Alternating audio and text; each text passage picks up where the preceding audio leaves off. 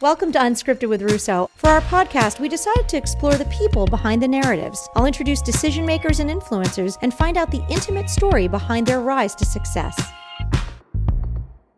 Welcome everybody to Unscripted with Russo. Joining me today is Catherine Bailey. I am so excited. I have always wanted to pick Catherine's brain. I have had the pleasure of getting to know her over the last few years. And Catherine, we are so excited to have you here today. Welcome. Well, thank you so much. I can't be more excited myself. I'm very happy to be here. You have had a really amazing career. I admire you on so many levels. I am excited to hear a little bit more about how you became the you I know. So tell me a little bit about yourself. Where did you grow up and what was your family like and where'd you fall in the family? Those kinds of things. Well, actually, I grew up in a very small town in northern New Jersey. We always kind of thought of ourselves as one of the first bedroom communities of New York City. Had a little town square with a train depot, and most of the dads went to work via train into New York. But it was a very small community. I actually went to kindergarten all the way through my senior year in high school in the same school building. It wasn't a one-room schoolhouse, but it did house all of the grades because we were that small. My graduating class was 72 people. Wow. So and that's a public school? Yeah. We were part of we were supposed to join a regional community of schools, but our little town decided to stay on their own. And to this day, they still are. So it made for a very interesting, intimate, and lifelong friendships that we still maintain today. And what were you like as a little girl? Were you into school? Were you into activities? Did you play any sports or have hobbies, music?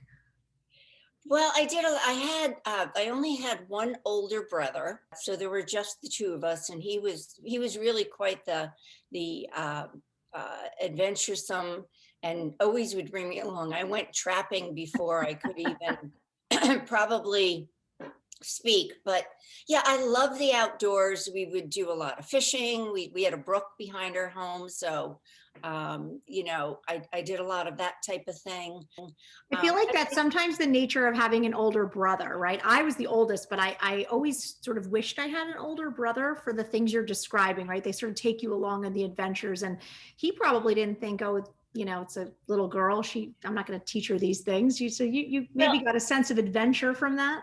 Absolutely. He was 7 years old. He's 7 years older than I am. And so he was beyond that, if you will, pesky little sister issue. So when he was growing, I mean, I was playing touch football with him and all of his friends and doing all that kind of thing. So I did get into sports because of that.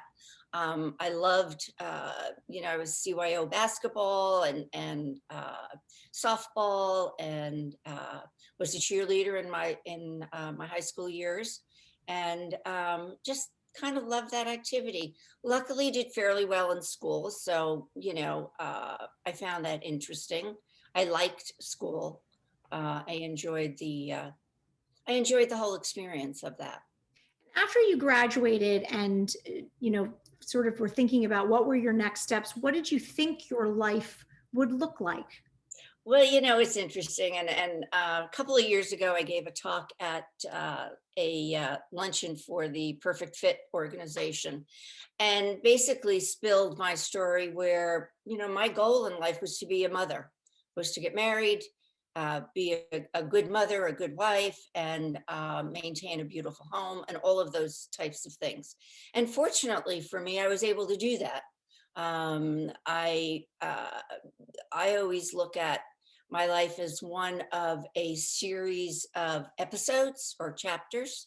And my first chapter in adulthood was being that wife and mother, and having the good fortune of being able to be a stay-at-home mom. I love the way you say that, Catherine, because, and I think one of the things that I connected to you and to your story right away was that concept of life.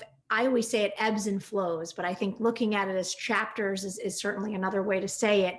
And I spent 10 years as a stay-at-home mom, and it was in between. It wasn't at the beginning, but it was in between two halves of my career, or maybe there'll be more than halves, quarters going. But it was so important to me.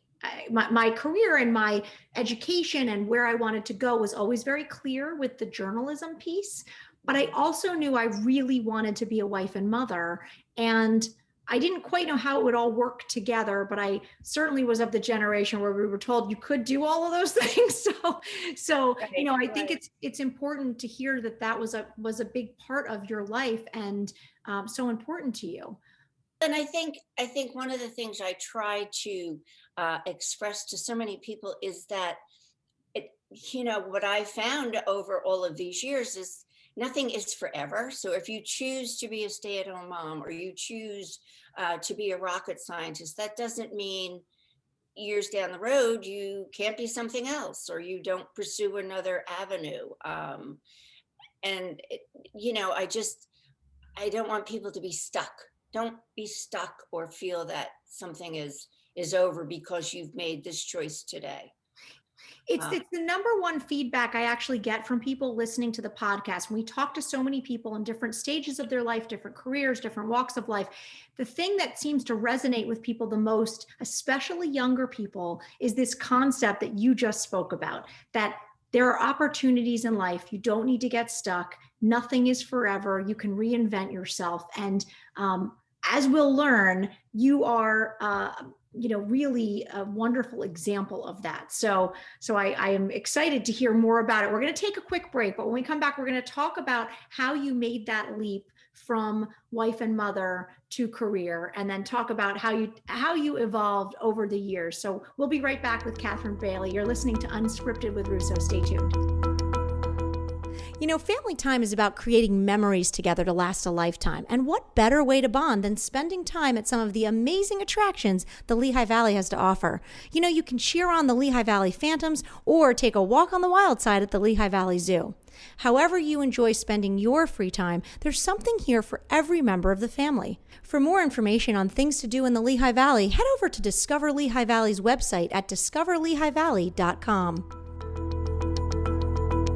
Welcome back, everybody. You're listening to Unscripted with Russo. I'm Ashley Russo, and I'm here with my friend Catherine Bailey. And she was just talking about growing up and going to a small school and following her brother around trapping and fishing and learning all kinds of things, and then pursuing a life as a wife and mother after she graduated.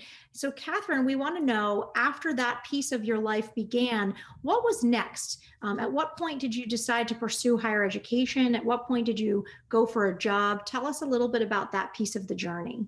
Actually, what it started out as my youngest entered junior high school, I realized that I needed to broaden my outlook, and as much as for my kids as for me and my partner. So I started very slow.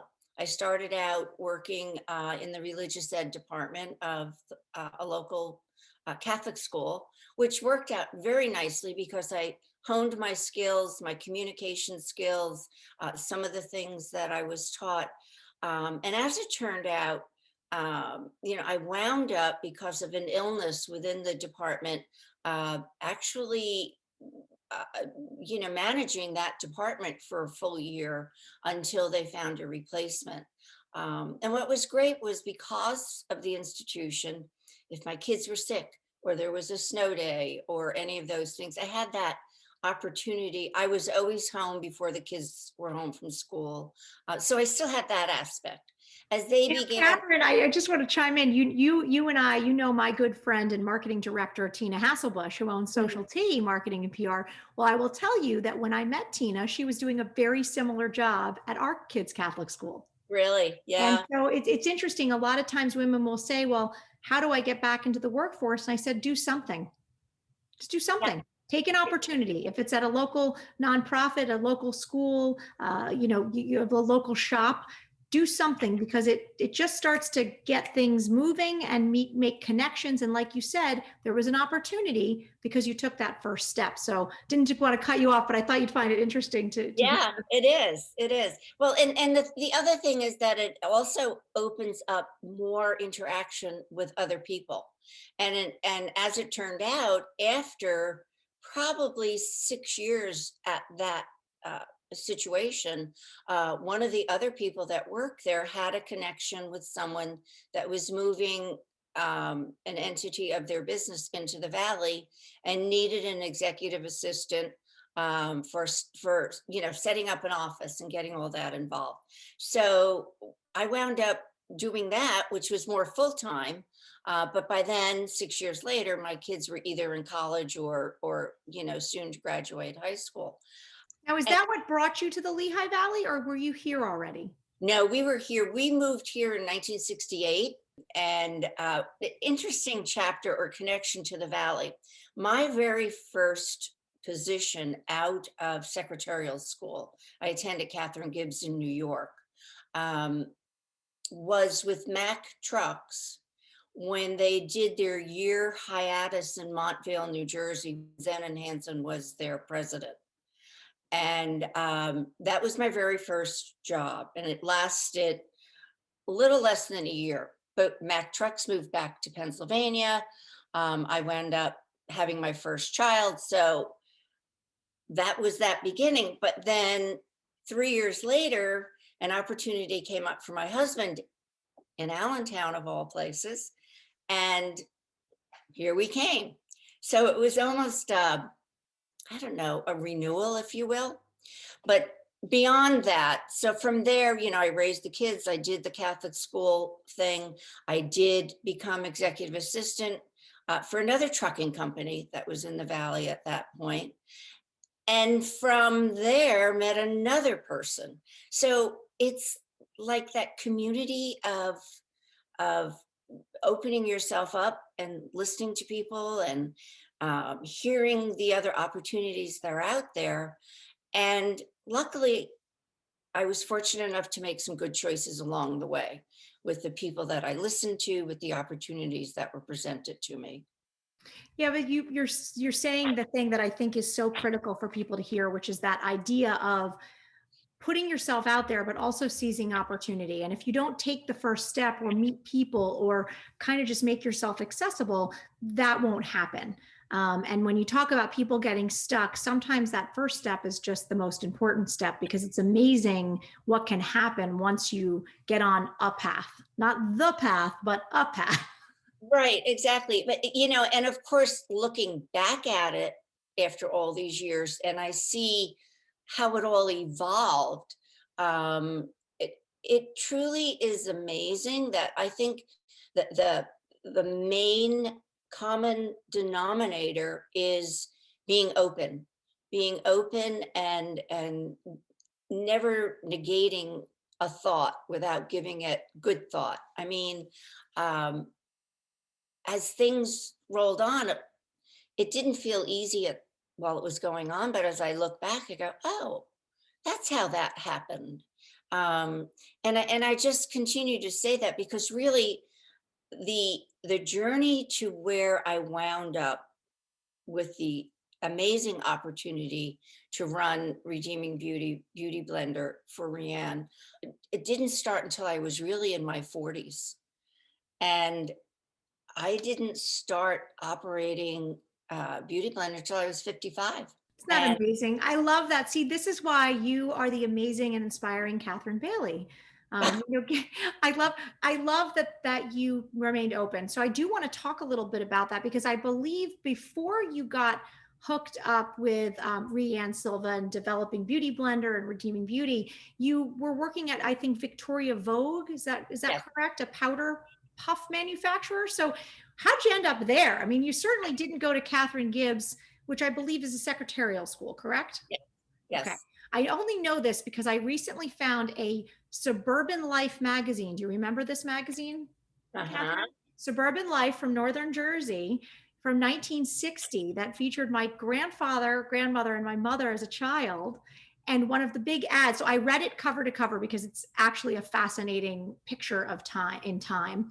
And Catherine Gibbs had a full page ad in that. At that point was one of the most renowned secretarial schools. It started in Boston, but then they had their school in the Pan Am building in New York, which of course, as I say, we were a commuter into New York, so that made that possible.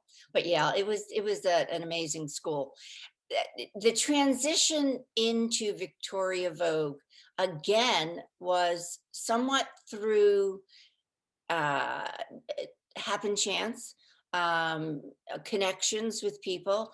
At the time, we had done a sojourn to Massachusetts for a year and a half. My husband's company moved him there. We moved back to the Valley, and I was working in the English department at Muhlenberg College.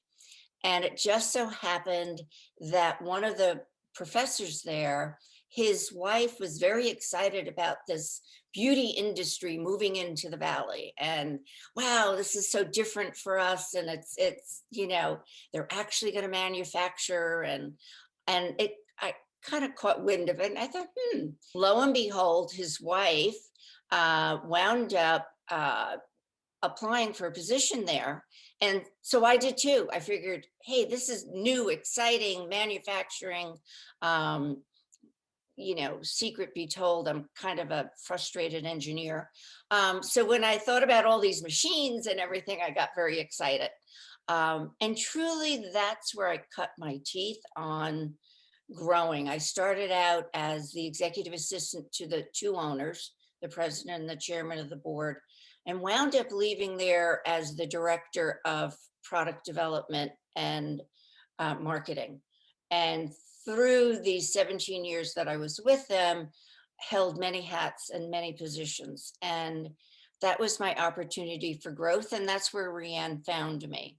And it was a leap of faith to kind of, on a very simple basis, begin helping her and help her develop the product that she created.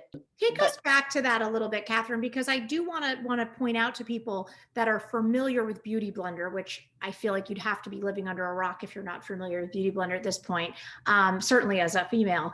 But we look at it as this amazing, well-established worldwide brand. But take us back to those early days, and when you connected with Rianne, where was she at in development? Where was the company at, and where did it need to go? And kind of what role did you play in that?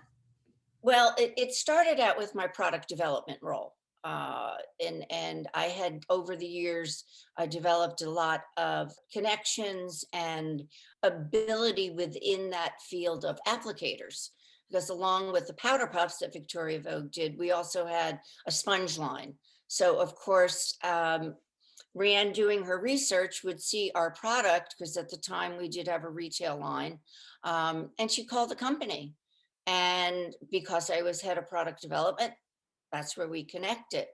And I've always told the story that when she said, "Oh, I have this idea," and I said, "I've been at this a long time. I can't imagine what it is you have, but let's talk about it." And we did. And I went, "Oh my God, yes, you do."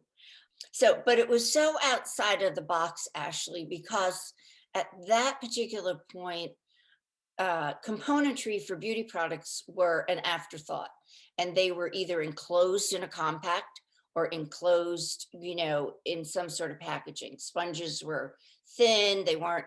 This was like, where are you going to put this? It's a standalone product. Who's going to purchase a standalone sponge when they can get one in their makeup purchase? So through the development, it was strategizing, how do we get people to understand, the amazing difference that this creates? And it took a while. It took us a good 4 or 5 years to get some things rolling. And Rianne's garage, my third bedroom, all sorts of those. That's why I bring it up, because I know you have the opportunity to speak to young people, and we'll talk a little bit more about what you're doing currently. But you speak to young people, and I've started to do some of that as well. And in that mentoring role, you have to remind people. I remind my own kids, what you see as my current existence right now is not where it started. There's a journey. And so you can aspire to a place, but you have to realize your journey is your own. And so you talk about the garage and the third bedroom, and we're kind of at the point in our ASR media journey where Katie, who started the company with me, we can sit back and laugh about, hauling things in our cars and setting up stuff in our houses. Well, meanwhile, with the pandemic, look where I am. We've come full circle. We're back in the house. But it's so fascinating. And I want to ask you, what were some of the things that you learned through that process, about what it takes to be really successful? Kind of what translates to any field that helps with success? Because I would imagine you had your hand in a lot of different things that you and Rianne were able to. You had to learn a little bit about a lot, to run a business. Exactly. There's never only one answer to something. And I think you have to keep an open mind to all the different possibilities. You have to be willing to take some chances, calculated risks. I always, say this, and I don't mean to offend anyone, but you need to allow yourself to get your hands dirty and sometimes get out in the warehouse and do the things that you never thought you would. One of the things I liked was, when we moved out of the bedroom and moved out of the garage and finally moved into our own space, there were only four of us in the building, and we did everything. We packed product, we shipped product. I really learned the UPS system like a pro. I mean, it was, so you need to be able to allow yourself the opportunity. And what I think that helped with Ashley is, as we grew and as we brought on more people and as we had more expertise come in, you understood what they were doing, you understood what they needed. And it was a great training ground. It was important to know every aspect. I think one of the other things that's important is the ability to listen Mm. and to try to discern. I love one-on-ones. I love group discussions in person. And, obviously now it's like this with video, which God willing is thank goodness we have it. But there's also a lot of just phone discussions or that type of things. So you really need to hone your listening skills. Listen for those things that people are trying to tell you. It's so interesting you say that, because I'm sitting here and in front of me, I'm a big post-it note person. So I listen to a lot of audiobooks and I'm reading leadership books. And as I hear things, I post them. So I'm going to put this up to the screen and I'll read it so that, if people are listening, they can hear that this is a sort of steps of being a good leader and a good team player is to listen, clarify, debate, decide, persuade, execute, and learn.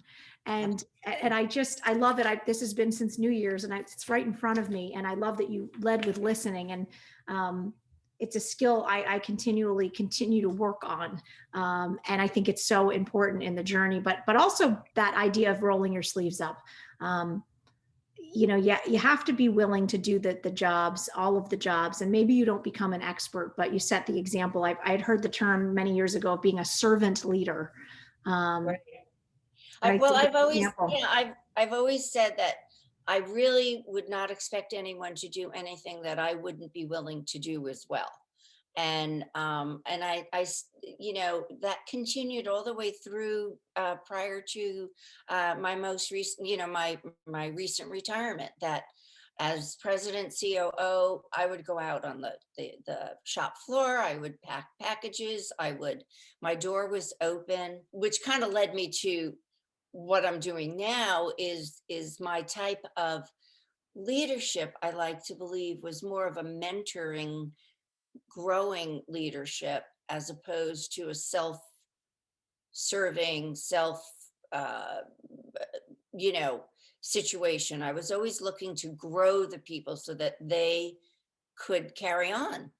Well, you've given us a natural cliffhanger here. So I'm going to go with that and say we're going to take a quick break, but we'll be back with Catherine Bailey because you retired, but not really. So now we want to hear what you're doing now. So stay tuned, everybody. You're listening to Unscripted with Russo. We will be right back.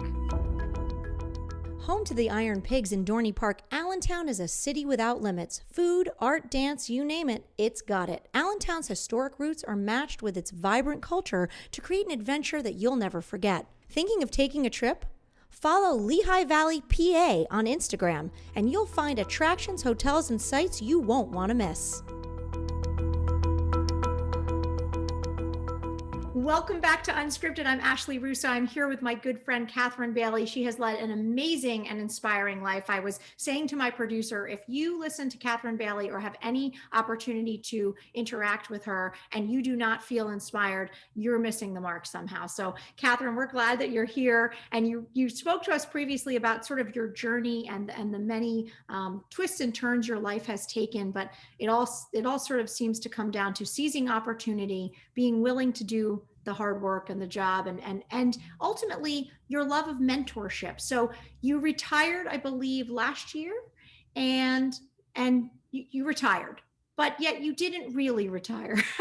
So tell us what you're doing now. Tell us about working with SCORE Lehigh Valley and what that is and what you're doing. Well, it all started towards the end of the years that I was at Beauty Blender, and knowing that when that journey ended, I was not going to be ready to do nothing. So I began developing relationships with other people in the valley, yourself included, and many other people that we both acquaintances that we both know. And I, started out with. Actually, it started out with Launchbox Ladies with Tina Richardson down at Penn State. Right. That's how we met. And what a cool organization, right? That we had the opportunity to be a part of something that's supporting female entrepreneurs and, women in the workplace. I love it. It's been a great experience. Absolutely. So that was kind of the beginning. And then I thought, well, this mentorship needs to go a step further. And one of the other women that was at the beginning of Launchbox Ladies, Tracy Damiani, was involved with SCORE. And she said, she would talk about it. I said, tell me more. So long story short, I got involved with SCORE about a year ago. And I find it so fulfilling.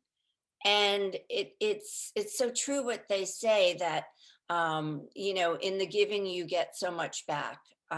When I listen to some of my clients, I don't feel as though I'm saying that much, but they're getting the message, and it's coming back in a lot of success stories and a lot of satisfaction.